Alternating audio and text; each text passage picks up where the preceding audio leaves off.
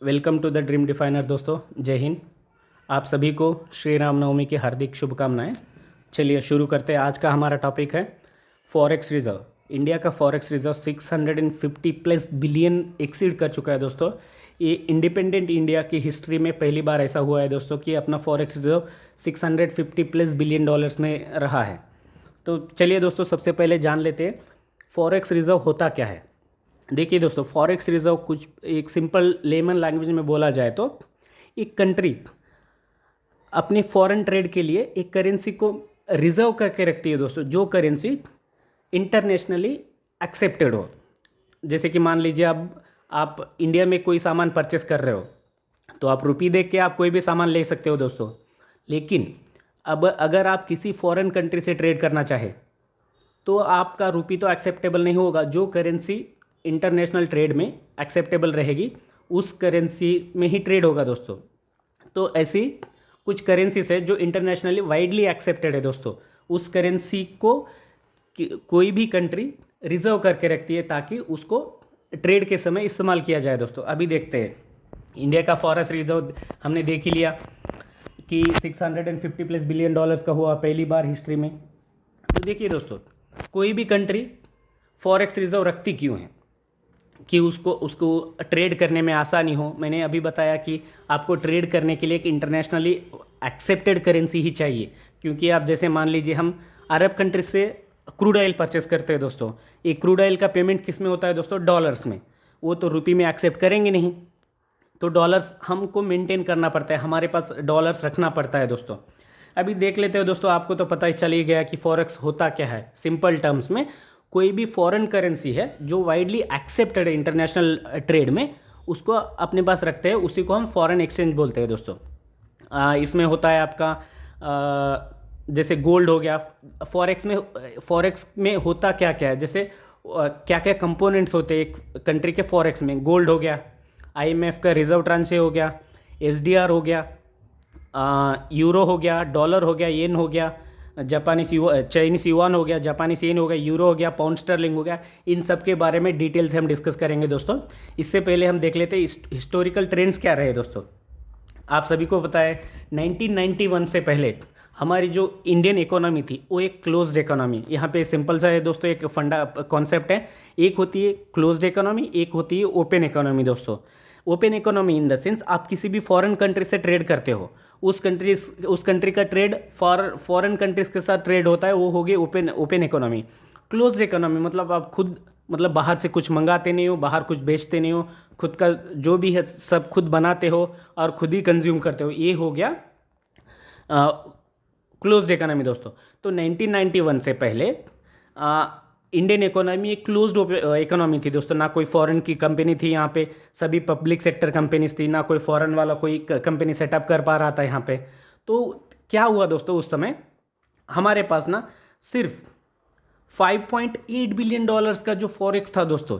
अपनी इतनी बड़ी इकोनॉमी है लेकिन तब ना हमारे पास फॉरेक्स रिजर्व बहुत कम हो चुका था, 5.8 बिलियन डॉलर्स का। क्योंकि हाँ, हम किसी फॉरेन कंट्री से ट्रेड कर नहीं रहते। हम अगर किसी फॉरेन कंट्री से ट्रेड करते तो फॉरेन करेंसी का इनफ्लो रहता, तब हमारा फॉरेक्स रिजर्व ज़्यादा रहता। लेकिन हमारी तो क्लोज्ड इकोनॉमी थी, तो हम किसी करेंसी से ट्रेड नहीं कर रहे थे। इसी वजह से हमारी कंट्री के पास कुछ भी आइटम परचेस करने के लिए पैसा ही नहीं बचा था दोस्तों। एकदम आप कह सकते हैं कि हमारे पास सिंपल टर्म्स में बोल सकते हो कि बस 8 दिन इंडिया सर्वाइव कर सके, जितना परचेस करने के लिए उतना ही फॉरेक्स बचा था दोस्तों।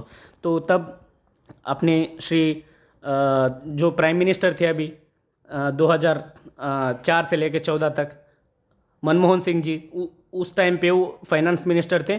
तो उन्होंने एक रिफॉर्म लेके आए, एलपीजी करके, लिबरलाइजेशन, प्राइवेटाइजेशन एंड ग्लोबलाइजेशन।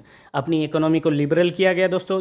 जो कंजर्वेटिव थी 1991 से पहले, हाँ, ग्लोबलाइजेशन किया। ग्लोबलाइजेशन इन द सेंस मतलब हमारे जो इन्वेस्टर थे उनको बाहर जाने का मौका दिया, जो बाहर के इन्वेस्टर थे उनको यहाँ आने का मौका दिया।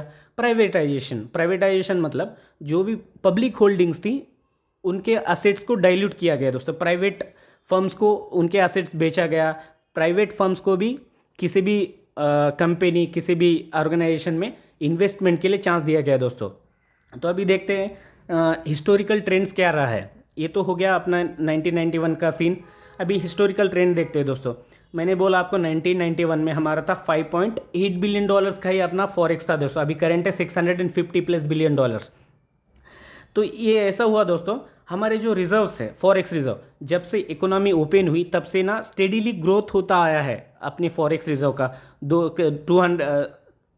21st सेंचुरी में हो गया 300 बिलियन, फिर उसके बाद 2008 में हो गया 300 बिलियन से बढ़ता गया। लेकिन दोस्तों एक बीच में ना 2008 का आपने तो सुना ही होगा, इकोनॉमिक क्राइसिस, फाइनेंशियल क्राइसिस जो आया था, जैसे सारी इकोनॉमीज कोलैप्स हो गई थी, रिसेशन आ गया था, क्योंकि वहाँ पे कोई बैंक थी, अमेरिकन बैंक, वो फ्रॉड के केस में उसको डिफ़ॉल्ट करा गया, तो कंपनी डिफ़ॉल्ट हो गई थी। इसकी वजह से पूरे फाइनेंशियल मार्केट में ऑल ओवर द वर्ल्ड एक रिसेशन आ गया था दोस्तों। तो उस टाइम पे हमारी जो ये फॉरेक्स है वो थोड़ा सा डिप हुआ था दोस्तों। 2013 तक, 2008 से लेकर 2013 तक थोड़ी सी फॉरेक्स में डिप आया था, थोड़ी सी मतलब डिक्रीज हुआ था। तो उसके बाद से 2013 के बाद से इंक्रीज होता ही गया है।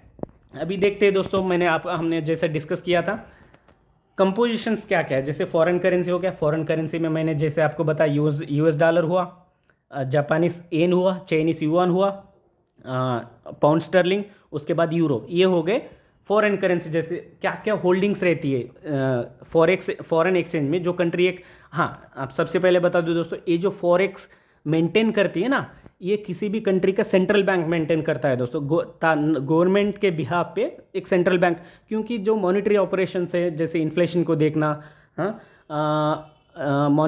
मनी सप्लाई को देखना, ये सभी सेंट्रल बैंक करती है। हमारे यहाँ पे सेंट्रल बैंक है, reserve bank of India he maintain करती है दोस्तों। उसमें हो गया गोल्ड रिजर्व्स भी होते हैं। फॉरेन एक्सचेंज में 5 करेंसी हो गए मेजर, क्योंकि ये 5 करेंसीज वर्ल्ड वाइडली, मतलब वर्ल्ड के स्टेज पे एक्सेप्टेड है, वाइडली एक्सेप्टेड है, इसीलिए इन करेंसीज को मेंटेन किया जाता है। गोल्ड रिजर्व्स हो गए, और उसके बाद हो गए SDR, special drawing rights. Special drawing rights दोस्तों एक कोटा के हिसाब से दिया जाता है। ये है IMF की एक स्कीम है, स्कीम कह लीजिए, या कोई भी एक तरीका जो फंड प्रोवाइड करने का। ये ना दोस्तों IMF एक कोटा प्रोवाइड करता है, उस कोटे के अंडर आपको SDR मिलते हैं। 1 SDR is equals to 20 rupees का एक SDR होता है दोस्तों। अप्रॉक्सीमेटली एक SDR का 20 रुपीज़ के आसपास होता है। ये स्पेशल ड्राइंग राइट्स दिया जाता है दोस्तों। ये स्पेशल ड्राइंग राइट्स का कोटा किस तरह का है, आइए देखते हैं दोस्तों। अभी देखते हैं, ये ना कंट्री के शेयर पे डिपेंड करता है दोस्तों। जैसे कि यूनाइटेड स्टेट्स का हो गया 17.46% उनका कोटा है दोस्तों, क्योंकि उनका उस इंस्टीट्यूशन में, IMF क्या एक तरह का बैंक ही है, उस इंस्टीट्यूशन में उनका इतना अमाउंट है, वो उतना फंडिंग देते हैं, तो उसके हिसाब से 17.46 का उनका कोटा है दोस्तों। उसी तरह देखते हैं, जैसे जापान का हो गया 6.48%, चाइना का हो गया 6.41%, जर्मनी का हो गया 5.6%, फ्रांस का हो गया 4.2%। अभी देखते हैं दोस्तों इंडिया का देखते हैं। जैसे इंडिया का है अपना कोटा है 2.76 के आसपास है दोस्तों। ये देख रहे हैं आप लोग, 2.76 का पर अपना कोटा है दोस्तों इंडिया का। ये देख लिया, तो ये हो गया SDR हुआ दोस्तों ये। अभी देखते हैं उसके बाद क्या क्या करेंसी रिजर्व्स होते हैं। ये हो गया दोस्तों SDR। जैसे फॉरेन एक करेंसी हो गया, गोल्ड रिजर्व्स हो गए, अभी हो गया SDR। उसके बाद होता है दोस्तों रिजर्व ट्रांसफर पोजीशन जो होती है ये। हाँ एक बात दोस्तों, स्पेशल ड्रॉइंग राइट्स ये अपने सेंट्रल बैंक के पास होल्डिंग रहती है दोस्तों। रिजर्व ट्रांसफर पोजीशन जो होती है ये क्या होता है दोस्तों, जैसे कि मान लीजिए जैसे कोटा है आपका एक, मान लीजिए हमारा कंट्री का कोटा है 100 रुपीज़ का कोटा है IMF के पास SDR के अंडर, ठीक है दोस्तों। तो उसमें से ना, और एक स्पेशल ड्रॉइंग राइट्स क्या होता है दोस्तों, हमने अभी जस्ट डिस्कस किया था। अभी देखते हैं रिजर्व ट्रांसफर पोजीशन जो है। रिजर्व ट्रांसफर पोजीशन भी एक तरह की OD है दोस्तों। जैसे बैंक में होता है ना, हम OD देते हैं या लेते हैं, जैसे कि आप उस अकाउंट को डेबिट में भी ले जा सकते हो और क्रेडिट में भी ले जा सकते हो। जैसे मान लीजिए 100 रुपीज़ का लिमिट है, उसमें से आप निकाल सकते हो पैसा। सिंपल सा फंडा है कि हमारे बिहाफ पे, हमारे जैसे एक कंट्री का अकाउंट है इंटरनेशनल मॉनेटरी फंड में, आप उसमें से पैसा निकाल सकते हो। उस पर इंटरेस्ट लगेगा दोस्तों। जब भी आप विड्रॉ करेगा, जब भी आपका अकाउंट डेबिट में जाएगा, वहाँ पे आप वहाँ से पैसा उठा सकते हो। ये हो गया reserve transfer position. What are the composition of what is the composition of forex foreign currency हो गया, 5 मेजर करेंसी जैसे हमने डिस्कस किया था, गोल्ड रिजर्व हो गया, स्पेशल ड्रॉइंग राइट हो गया, reserve transfer position, reserve transfer position की होल्डिंग आईएमएफ के अंदर होती है, और जो एचडीआर का होता है पूल्ड कोटा, मतलब कोटा के हिसाब से यहाँ पे होल्डिंग रहती है दोस्तों। अभी देखते हैं दोस्तों क्या क्या रहता है, अगर क्यों एक्चुअल में मेंटेन करती क्यों एक करेंसी, फॉरेक्स मेंटेन क्यों करती है कंट्री। सिंपल सा फंडा है दोस्तों, उसका फॉरेन कंट्री से ट्रेड करने के लिए मेंटेन करती है दोस्तों।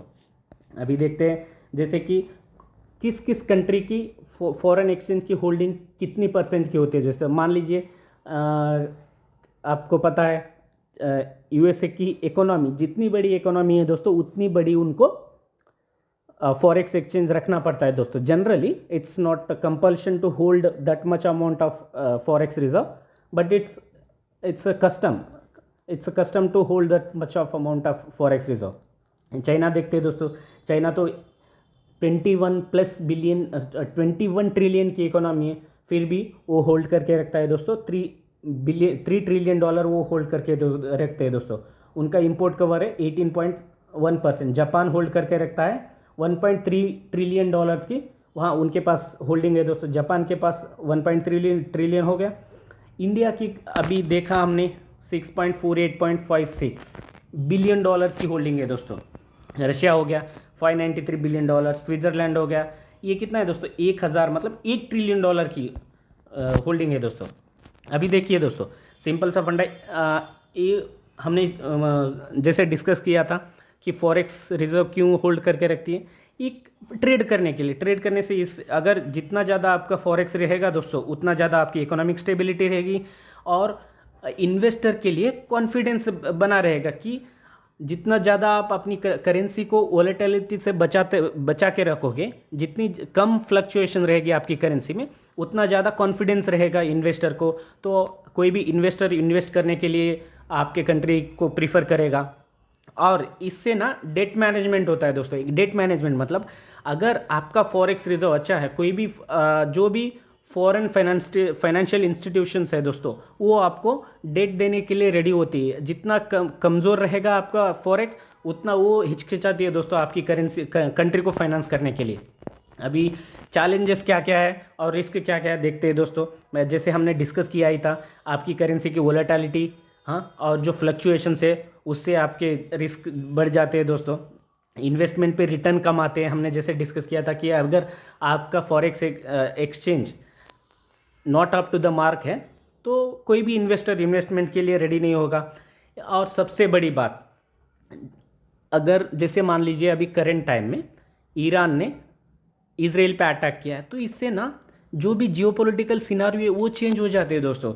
इससे ना एक जितना, अगर मान लीजिए आपका आज के एंड में आपके पास कोई फॉरेक्स पड़ा ही नहीं है, तो ऑयल प्राइसेस तो बढ़ गए हैं। ऑयल, क्रूड ऑयल का अभी कितना चल रहा है दोस्तों प्राइस पर बैरल, $90 पर बैरल चल रहा था दोस्तों अभी, लेकिन रिसेंटली अभी बढ़ गया दोस्तों, $95 पर बैरल हो गए एक ही दिन में, क्योंकि ईरान ने इजराइल पे अटैक किया है, क्योंकि गल्फ कंट्री से वहाँ से पूरा ब्लॉक किया हुआ है। तो जितना ज़्यादा आपका स्टेबल रहेगा उतना ठीक रहेगा दोस्तों। ये हो गया हमने जो डिस्कस किया था फॉरेक्स रिजर्व क्या है, जी करेंसी का कितना फॉरेक्स अपनी इंडिया की हाईएस्ट होल्डिंग हो गई है अभी।